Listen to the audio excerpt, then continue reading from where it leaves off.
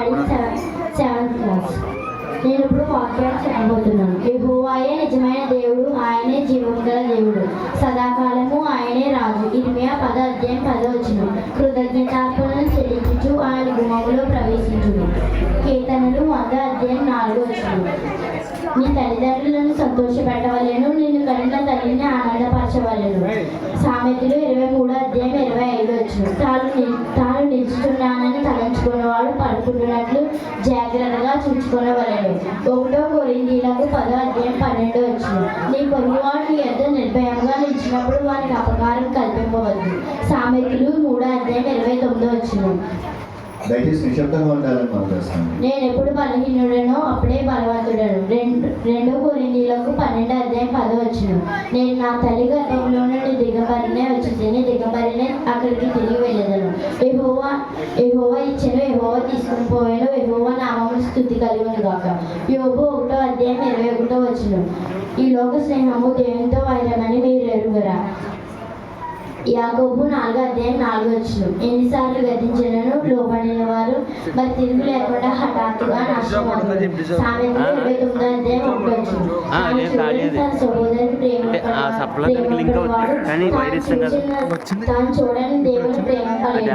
1 యోహాను 4:20 ఆత్మఫలం. అయితే ఆత్మఫలం ఏమనగా ప్రేమ, సంతోషం, సమాధానం, దీర్ఘశాంతం, దయ, నమ్మకం, మంచితనం, విశ్వాసం, సాత్వికం, ఆశ.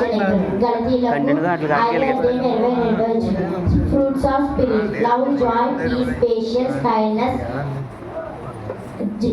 kindness, goodness, faithfulness, gentleness, self-control. Galatians chapter 5:22 10 ఆజ్ఞలు. మొదటి ఆజ్ఞ, నేను తప్ప వేరొక దేవుడు నీకు ఉండగలదు. 2వ ఆజ్ఞ, పైన ఆకాశం అందే కానీ క్రింద భూమి అందే కానీ భూమి కింద నీళ్ళందే కానీ ఉండి దేని రూపములైనను విగ్రహములైనను నీకు పూజించకూడదు, వాటికి సాగిల పడకూడదు. 3వ ఆజ్ఞ, నీ దేవుడైన యెహోవా నామమును వ్యర్థముగా ఉచ్చరింపకూడదు. 4వ ఆజ్ఞ, విశ్రాంతి దినమును పరిశుద్ధంగా ఆచరించడం జ్ఞాపకం చేసుకునవలెను.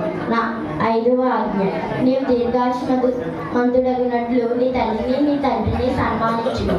6వ ఆజ్ఞ, నరహత్య చేయకూడదు. 7వ ఆజ్ఞ, వ్యభిచారించకూడదు. 8వ ఆజ్ఞ, దొంగిలకూడదు. 9వ ఆజ్ఞ, నీ పొరుగు వారి మీద అబద్ధ సాక్ష్యం పలకకూడదు.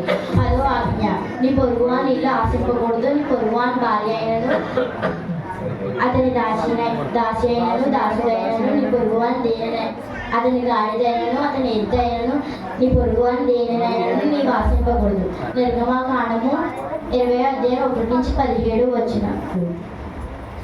ఆ దేశంలో కొందరు గొర్రెల కాపరులు తమ మందలు కాచుకొని చుండగా ఆ దూత ప్రభు దూత ప్రత్యక్షమగుచుండెను. వారు మిక్కిలి భయపడిరి. దావీదు పట్టణమందు నేను రక్షకుడు మీ కొరకు పుట్టి ఉన్నాడు, ఈయన ప్రభు అయిన క్రీస్తు. ఇదే మీకు ఆనవాలు. ఈ శిశువు పొత్తిగుడ్డలతో చుట్టబడి ఆ తొట్టిలో పండుకుని ఉండగా మీరు చూచెదరు అని చెప్పాను.